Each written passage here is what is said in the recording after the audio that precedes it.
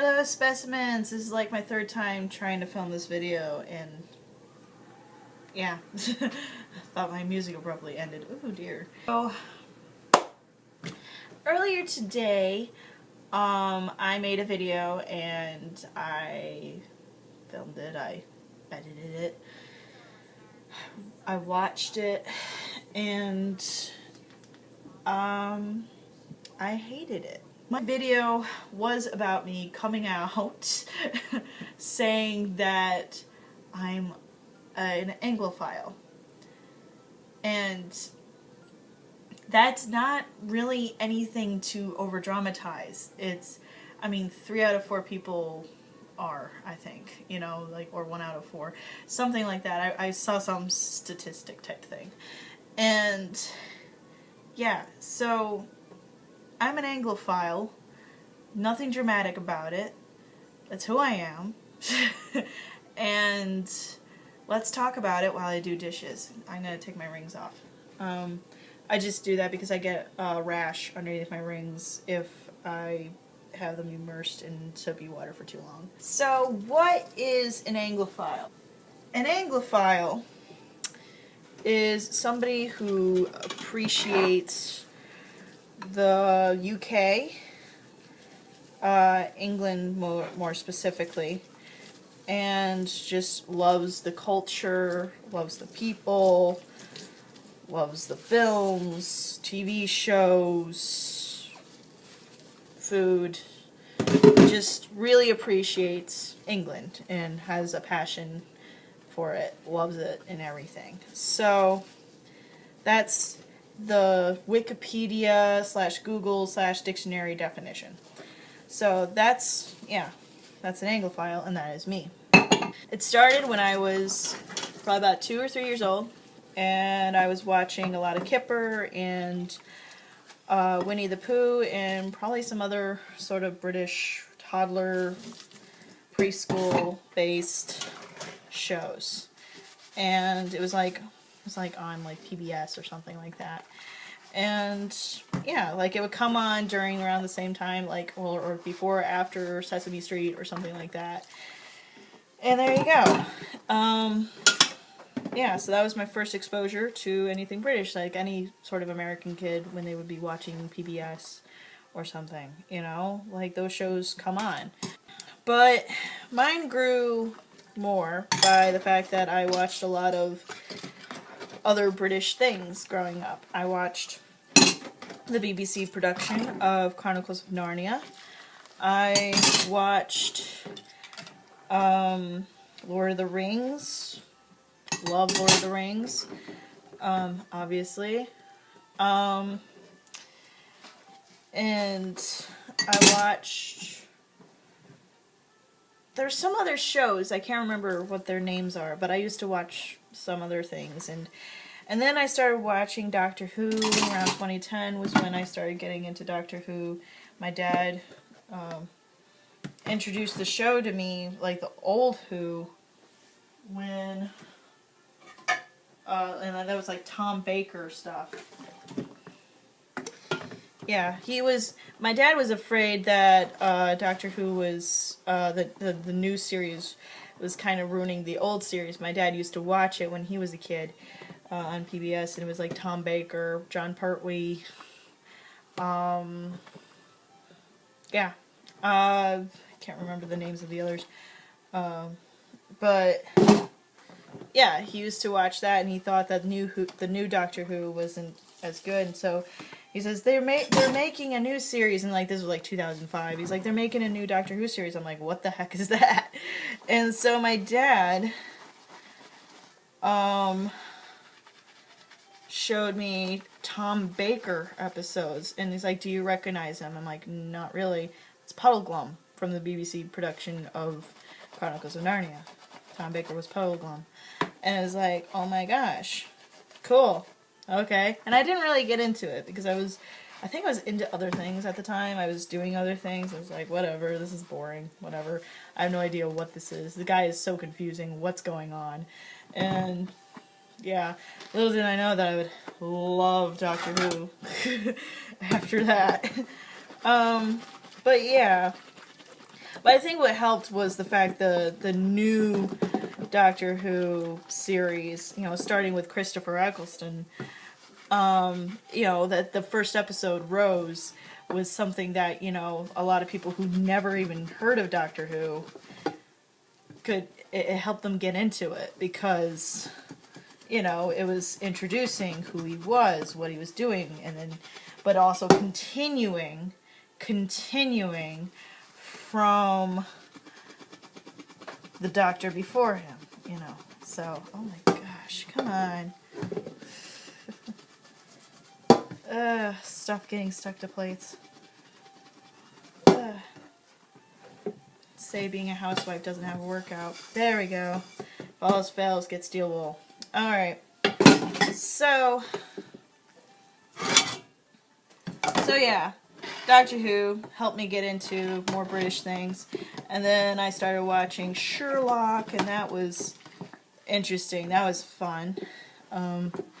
Really like Sherlock. It's like, sometimes I'm not into it, and I was like, yeah, you can watch it without me, and, you know, I lose interest. Maybe it's because the series takes so long. And then, let's fast forward to 2012. Talking with a friend online, I asked him who his favorite comedian is, and then he says, does Charlie McDonald count?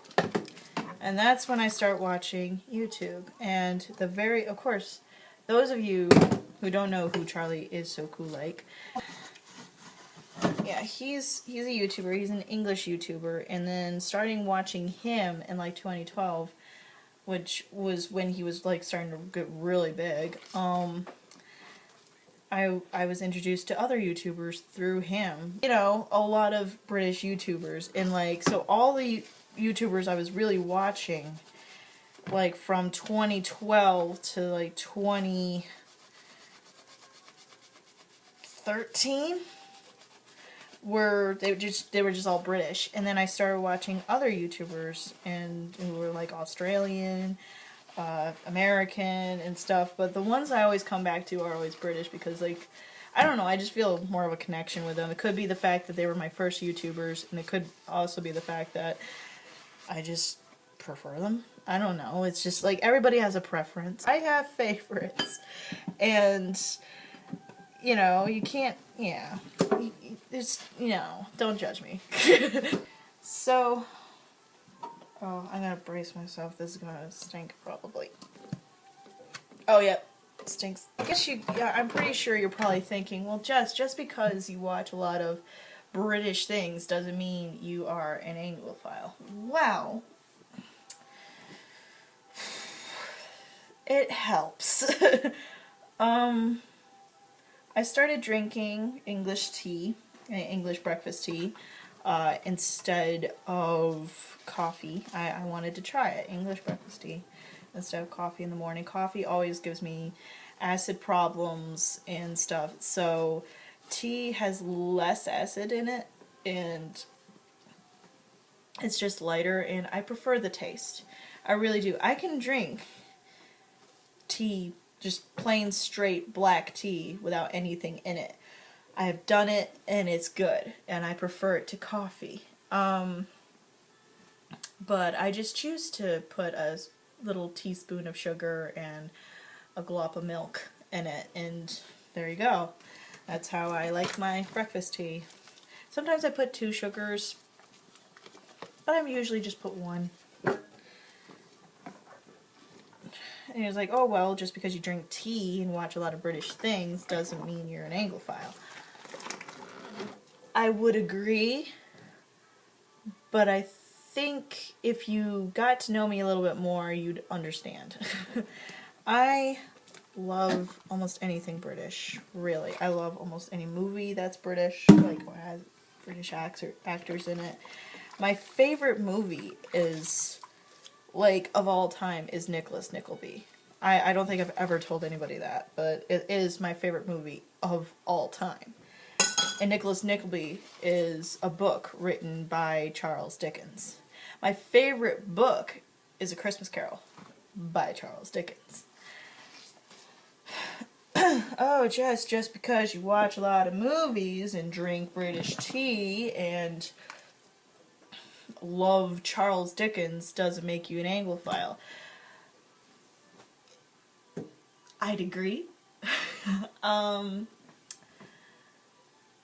What if I said that I love and do better at English literature than American? I love English literature more than I love American literature. And I actually did better in English literature than I ever did in American literature. I hated American literature in school because it wasn't fun, but English literature was more fun because it was fun to pick through and read the original spellings of how old English was, and the stories were a bit better. I love almost every Shakespeare play. Almost. I hate Romeo and Juliet. It's not a true love story and everybody thinks it is. They act like it is, but it's not. So Jess, you're an English nerd, so that's why you like anything British, but that doesn't make you an Anglophile. Shut up. For those of you doing that, I'm an Anglophile, and it's plain, it's simple, it's a good definition. I mean, I'm an introvert, and I actually fit that definition very well. It's like, why do we have to define ourselves? I don't know, but I like having a definition of what I am. Like, it's great for, oh god. I wish he'd open up his travel mugs. So yeah, I'm an Anglophile.